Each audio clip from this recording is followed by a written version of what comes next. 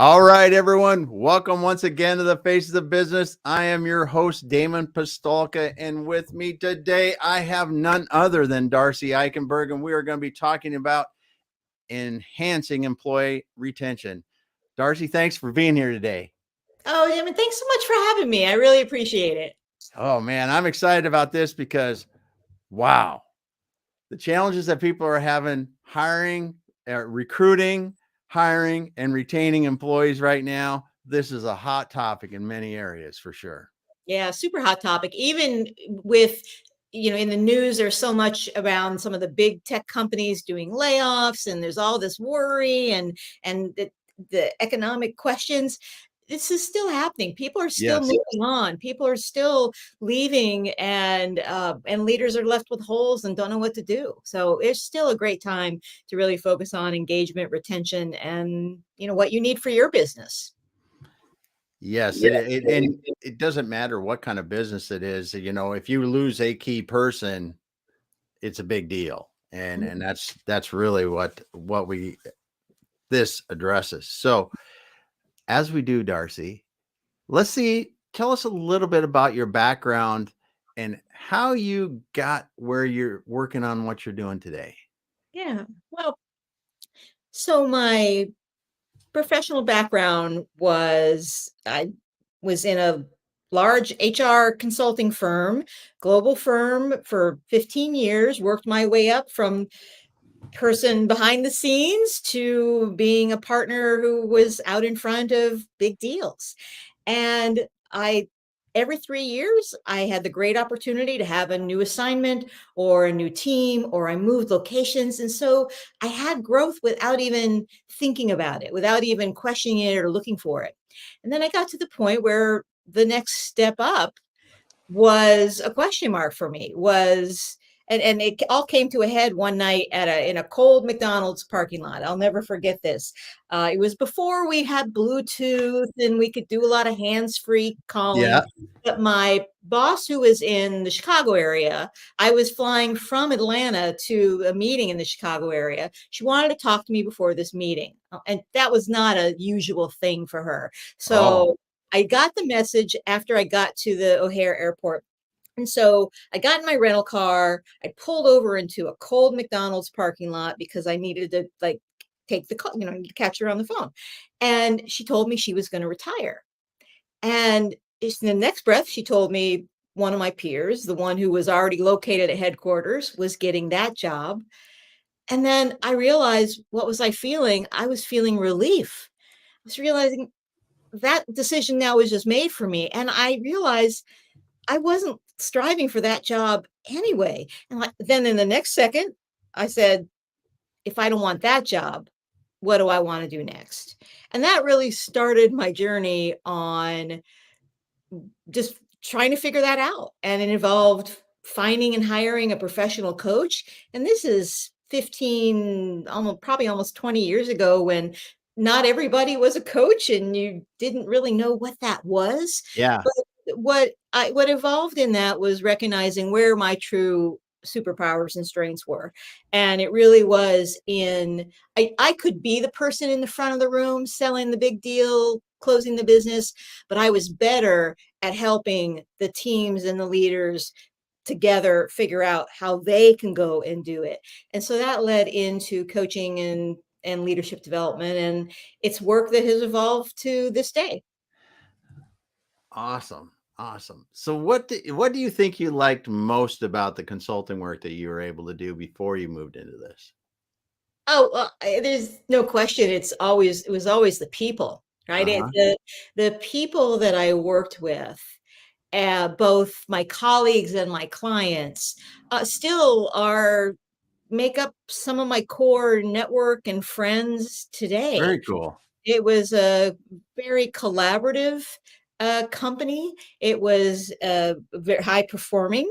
So these are smart people, and I didn't realize till I left, how the whole world isn't like that. Yeah. So it was actually a surprise to me, and not everybody knows that you should do this, or here's how these things work.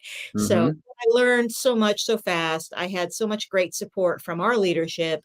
And even when I decided that I wanted to explore the world of professional coaching, I was able to create, actually to entrepreneur, a coaching program inside my part of the business, for our team to be able to experiment with some skills and ideas that I wanted to grow and Mm-hmm. still benefit the company. So I was given the space and the grace to be able to do that, and it helped me see really where I wanted to spend more time going forward. Wow, that was cool. So you're able to kind of like try before you buy a little bit as you're building out some Very things you nice. want. Yeah. I'd earned that reputation. I always say to people, don't discount, when people give opportunities, don't say, oh, well, they just gave it to me. I earned it. I did Yes. Oh great yeah. work. I had great results. But still, it was always the people. And I think that's still true for me today in the work I do now. Yeah. Yeah.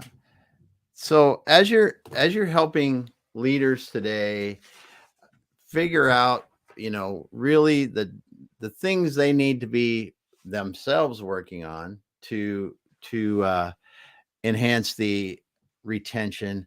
What are some of the common, or I don't even like to say challenges, but the common things that you see that that are happening in these organizations that and leaders don't even realize? Yeah. Well, I think that one of the things that often gets overlooked is, are we actually clear about what people are feeling, what they're saying, what they're doing? And even, am I actually clear about myself as a leader, what I'm doing, how this aligns with my values, where I'm spending time? So this is why I have a formula called the stay strategies, and clarity is one of the first anchors in that, because too often I hear leaders making assumptions. We go to the extreme. Oh, all people in this role do this kind of thing. And we don't live in that world where it's one size fits all anymore. And Hmm. leadership is hand to hand combat in some ways these days. Um, there are lots of unique issues, there are lots of different Hmm. needs, and spending the time, investing the time with your people to get clear about what's important for them. And even I'd say to start understanding what's important for you, for the business that you want to run, the way that you want to be in the business. And often just even focusing on that, taking the time that who you are and what you want right now, can be incredibly powerful to be able to build yourself as a leader. Yeah. Yeah. So let's step back. I jumped ahead a little bit, but let's step back because you wrote the book Red Cape Rescue. And I think this is really relevant to because this was around individuals and some other things. Talk about that a little bit because I want to build upon where we're going with developing leaders and helping them enhance retention. Yeah. So the full name of the book is Red Cape Rescue: Save Your Career Without Leaving Your Job. Yeah. And it's intended as a handbook for those times that we all have when you hit a speed bump at work, right? When something happens that is the catalyst moment. I think it's the book I wish I had in that cold McDonald's parking lot. When your head is going to, and all the noise outside is saying, well, if it's not here, then I have to go out somewhere else. Like, oh, this is bad right now. I have to run. And that actually, there's brain science why we react like that. The brain wants to keep us safe. So Hmm. we either freeze or flee or we fight. But Hmm. most of our tendencies is to freeze or flee. And I think this is what we saw during the huge disruptions during COVID, of people going through mountains of change, and something wasn't right for them in their life at work, and saying, let me go to this other option. But I've had many conversations with folks who have done that and are saying, you know what, the same issues that I was struggling with back there are issues I'm having here. So the book really is intended for you to put you back in control. And you mentioned it's for individuals. Well, I always remember leaders are individuals too, right? Leaders have issues in Yes. their careers, and business owners, entrepreneurs, and we all have those times where we have those hiccups. But the book is organized by the three things that you control. You control what you think, what you say, and what you do. And that's it. But it's enough. And each of those three things, I give you some specific strategies Hmm. where you can, look harder at what you think. You can revise what you say, or you can rethink what you're doing. Yeah. Yeah, that's good because I think now, as you said, we were talking earlier about most of your work now is really helping leaders in these organizations work on A, themselves, and B, the organizations to enhance retention. So I'm thinking about the book and I'm thinking about what you're talking about. I have to imagine that the leaders almost, if they should be reading the Red Cape Rescue, because a lot of the things that they're thinking about, they might be seeing people that are maybe not perfectly, they're not happy at work, whatever, they're just not clicking for them, that they might be able to help facilitate things for their people as well. We are never taught what we control and what we don't. We're Yeah. taught and we're fed um, a media diet, if you will, that is like work is hard, times are tough. We were and and there's reasons behind that. And it also, Hmm. again, appeals to how the brain reacts, right? The brain is receptive to those negative messages, and just wants to like shrink and hide and stay safe. But that's not how people are built to grow, and it's not fulfilling and create opportunities for people to bring what they do best to any workplace. So if a leader can recognize some of these strategies that I talk about, they can turn around and teach them. They can recognize for themselves where they Hmm. might be, where they might need to employ some of those strategies. They're thinking something they don't have control over, something, or they think they're frustrated because they don't control so many things, instead of breaking down, well, what's the one thing I control in here? Could I control asking for what I need, being more specific with the ask? Yeah. Could I control assuming positive intent is a chapter? Do I need to literally change my thinking about what that circumstance or situation actually means? So yes, so these are tools for leaders, and it's part of when we do some leadership roundtables or cohorts within organizations, to be able to dig into that and dig into what for someone personally they might have their own blind spot or roadblock on. Yeah. Yeah. So what do you like most about helping people developing people, helping them develop themselves? And I guess that's a great question. I guess the part that is always satisfying and exciting for me is when the spark of possibility comes out, the recognition of something that is in someone's control. And it was surprising. Years ago, I did a series of manager groups across a very large technology company. And these were they were called managers, but they were pretty high level people that maybe had teams of 50 or 60 who were reporting to them, to each hmm. person in the group. And inevitably, we do some hot seat coaching in that group, where one or two people would take a turn and share an issue that they were dealing with, and the group would weigh in, and I would uh, kind of coach them through. And inevitably, as we come to action, which is the other thing about the way that I like to coach, we always come to, what's the action, right? What are we what choice are we making now to move us forward? inevitably a lot of the conversations would end with, I need to tell my manager this. I need to have the conversation with my leader. I need to have the conversation with my teammate. So those things seem so simple when you think about it, but you think about how much we swirl and we don't see the possibility of, oh, I can actually talk to that person about this, or I can ask for that, or whatever. So when that spark of possibility happens, that I do my little happy dance. So yeah, that always is There you like, go. So did you see yourself doing this 20 years ago? oh no.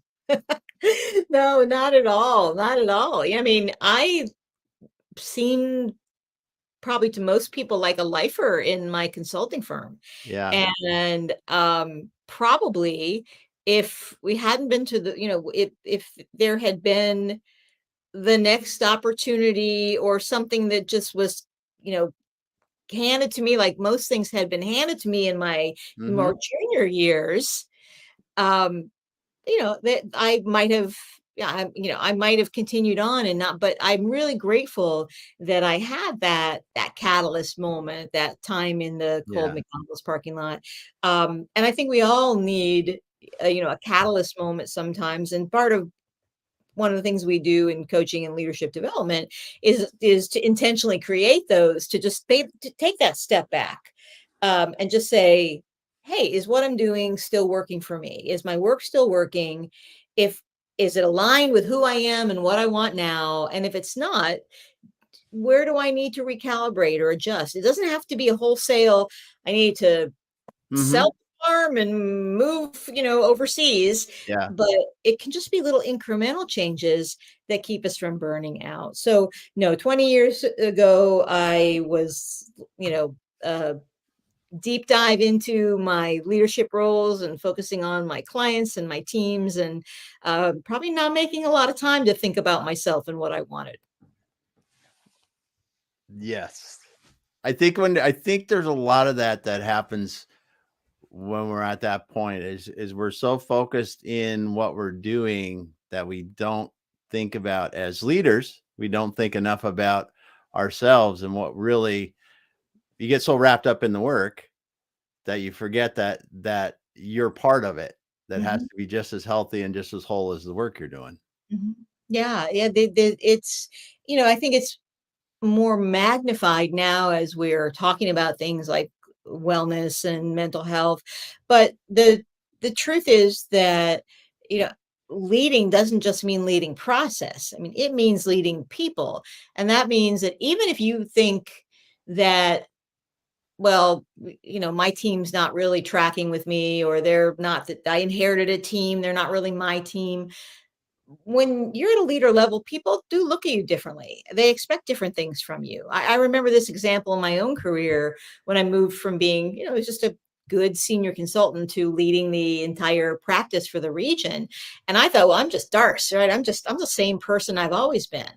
But I recognized that if I would say something, it would had a different impact. And I have one story that always sticks with me. I was printing something out and I made a comment, and it was in a public shared space, made a comment that said, I don't understand why this printer's not two-sided. This just seems super wasteful. And I walked away, never thought about it again. A week later, one of the administrative assistants who was in the pool area where I went to the printer came back and said, here's the proposal and the costs on the two-sided printer. And I said, "What is this?" She's like, "You said we needed to have a two-sided printer." I said, "I was just talking. I didn't expect someone to go into action and then go and talk to a vendor and spend Yeah. hours working on a proposal." So that, it was a way to magnify for me that as a leader, you may not see yourself differently, but people do. Yes. Yes. And like you said, as you were, and I know a lot of people I did as well, move from that more of I'm in doing the work to now I'm leading the people that I was working with before. Some I was working before, some are new. I mean, I can remember similar situations where I was saying something, just really thinking, talking to myself, walking, and it was heard, and it's like, whoa, you know, you really have to learn as a leader to and I was reading something yesterday about this, is really develop a role model, almost kind of mentality as you're walking around, because it's not an offhanded curse word here or there or something that you're saying, it's just really everything is under scrutiny because of that leadership responsibility. Yeah, and the only way you can do that, it is humanly impossible to self-manage all the time if we haven't taken time, a regular period, to stop and kind of back up a little bit and be able to have some external help to see our blind spots, or just even to have that self-reflection time to say, Hmm. where are the places where I feel like I'm just slightly out of tune, that I need to, like, the old-fashioned radio, I need to move the dial a little bit this way or a little bit that way to get Hmm. more sharper into tune. And Michael Hyatt, the author, tells a story about, in the early days, he was in a meeting with his team and his executive coach was sitting there. And afterwards she said, well, so how'd you think the meeting went? He's like, it was great. Everything's terrific. And she's like, well, you need to tell your face that, because he was, he never smiled. He was, all business.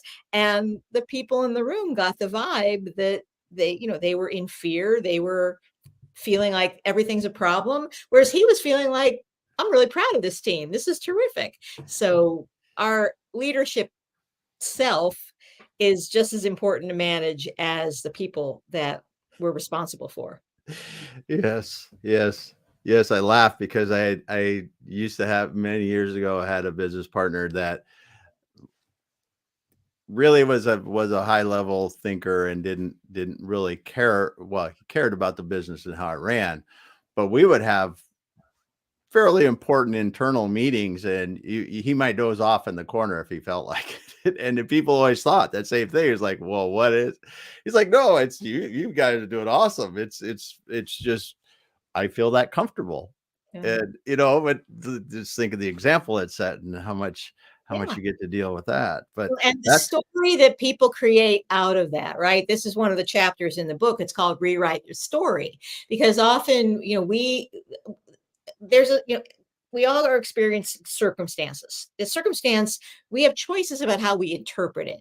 So interpreting my boss is falling asleep in the corner could be, he's checked out, he's a jerk, he's rude. It could be he doesn't care, could be I'm boring. I mean, there's a million stories. So this mhm, is where creating more connection, more dialogue, to be able to kind of unpack and rewrite. Or maybe you'll never know what the other person is thinking or assuming, but can you make a different choice for yourself? Say, well, that yeah, doesn't mean I'm boring. That's his challenge. yeah, So yeah. good stuff, good stuff. So as you're doing this, what what are some of the common things that you see across the board that really leaders have not been taught or just don't understand? Mhm. You talked about clarity already, but Right, right. One big thing that none of us have been taught is understanding how the brain works naturally. And the neuroscience on this is just fascinating. But just to keep it simple, and I referred to this before, it's recognizing we only control three things: what we think, what we say, and what we do. But the fact is, we can have some control over our thoughts. We can be intentional about what we say. mhm, And we can make active choices about what we do. I'll often say that work is all made up.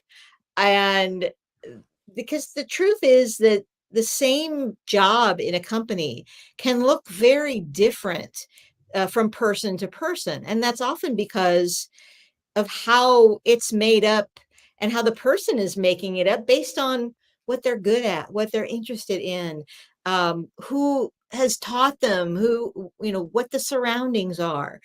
And so I think for leaders, recognizing that, first of all, everybody doesn't recognize that there are only a lane of things they control, but they do control more than they give themselves credit for in the workplace. We Yeah. think, well, that's just how it is. But if everything's made up and somebody had to make up that project you're doing, why would you why would you assume it has to be done that way? I think the other piece with the brain that I wish we were teaching in school is that we're the brain is not naturally designed to be happy all the time. It is natural to have downtimes and concerns. Um, Mhm. Ideally, we want this balanced by times when we're feeling fulfilled and happy and doing well. But I think what happens a lot of times is when problems hit. Let's face it, problems are the language of jobs, right? You don't have There's Mhm. not a job if there's not a problem to be solved. Yes. But when problems hit or things get difficult, if we don't have the right culture, we don't have the right surround, then we freeze. We think something's wrong. It triggers our brains that we want to go hide, and that's the last thing that we need for people. And so again, there are some cultures or some leaders that are great at helping people recognize that problems, road bumps, um, things not going according to plan is that's our world. That's why we have jobs. We create solutions to problems. And but I don't think we often think about it that way. We think, oh, just one more problem, instead of great job security, more problems to solve. Mhm. I really like that because you said it was either work is problems or that's why we work is to solve problems. And yeah, people people you can come apart pretty easy when there are extraordinary problems, and you can embrace them as well.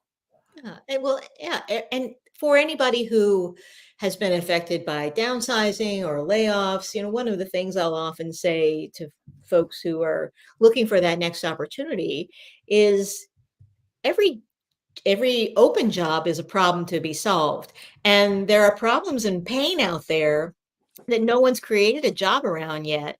And so when you go, instead of looking for a job, like, go hunting for the problems, go hunting for the pain. This is Ooh. even as you're selling. If you're a company and you're trying to find new customers, like, whose pain do you solve? If you can't tell that story or you're not clear on that, then that's a clarity issue, right? That's going Mhm. back to the groundwork. But people people want solutions to pain. What's the old marketing phrase? They want aspirin, not vitamins. Yeah.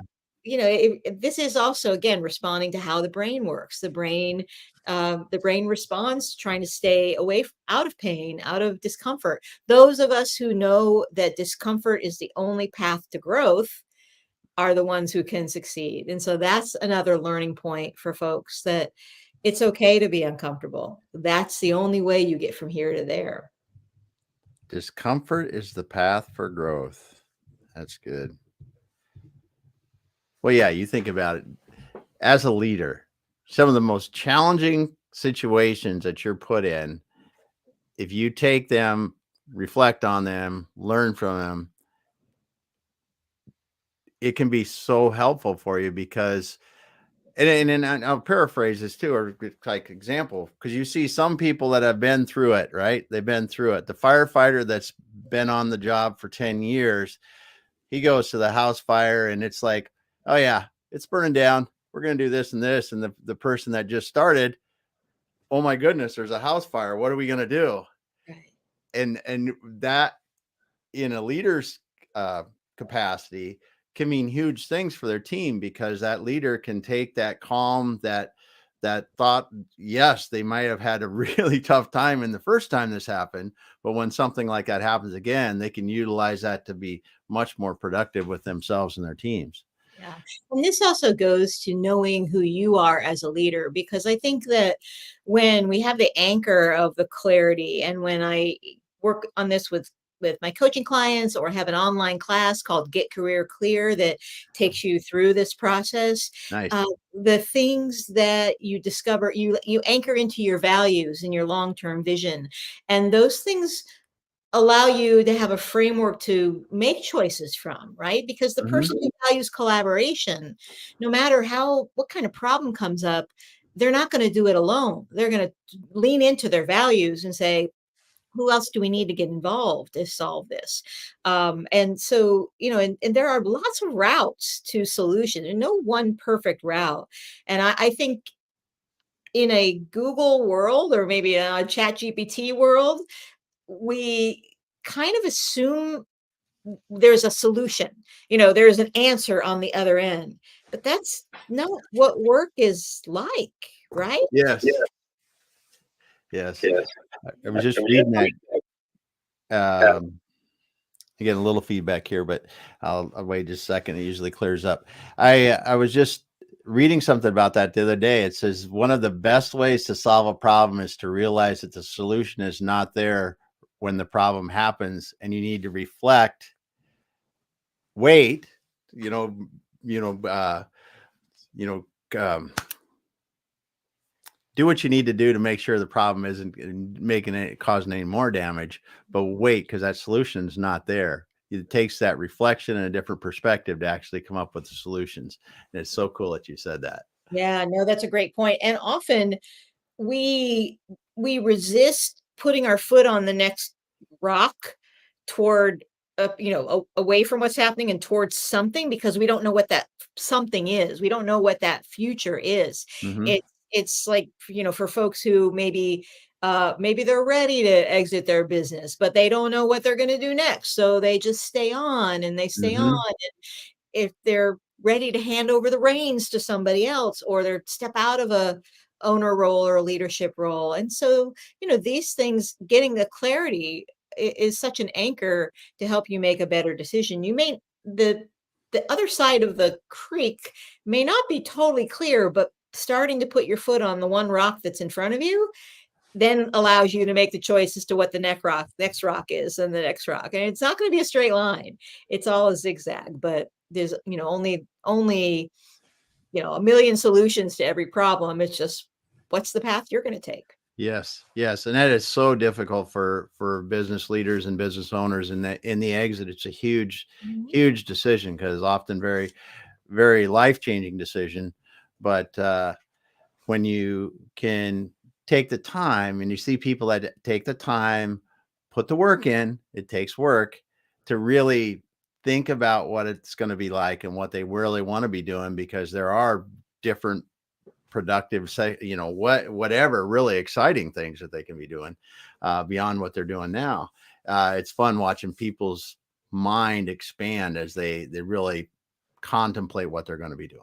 Yeah. And I think another part of that, and back to what I, would like more leaders to recognize and know, is there's a part as to where I have to just trust that everything isn't going to be perfect, and that's okay, right? I have talked to founders before who really want to move on. There's something else they could move on to, but the risk feels too big to leave Hmm. things because the trust isn't fully there. Even when you dig into it, they're like, no, this person is totally ready, and this process is super clean, and the customer base is there.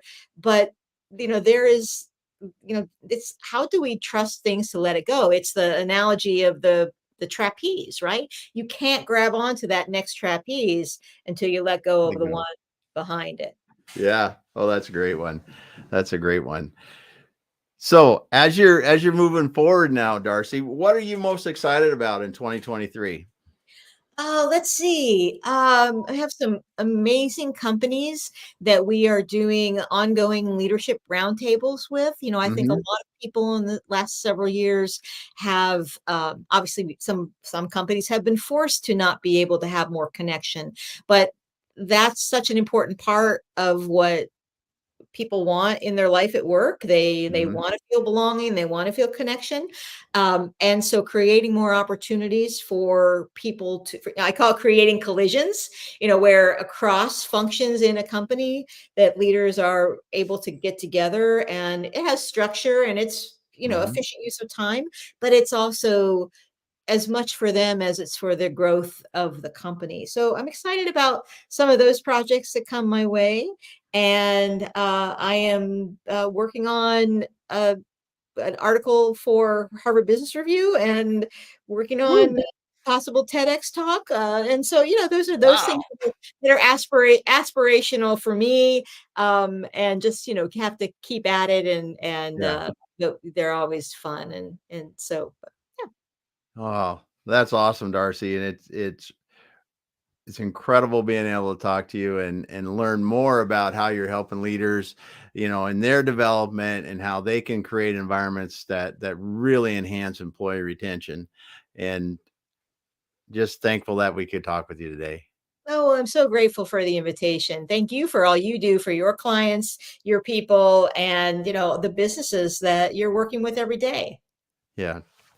Awesome. Awesome. Well, Darcy, thanks for being here. And everyone else that's been here listening, just let us know if you got any questions. Go back to the beginning of this and listen to Darcy. I mean, there was a lot of golden nuggets that she dropped there and all throughout. And if you need to reach out to Darcy, what's the best place to get a hold of you? There are lots of resources at redcaperevolution.com, and I have a weekly newsletter that you can sign up for at redcapeinsider.com, or if you go on my website, it's Join My Insider Community. And that's a great way to keep in touch. Very good. Very good. Well, Darcy, thanks again for being here. And we'll be back again next week. Hang out just a moment.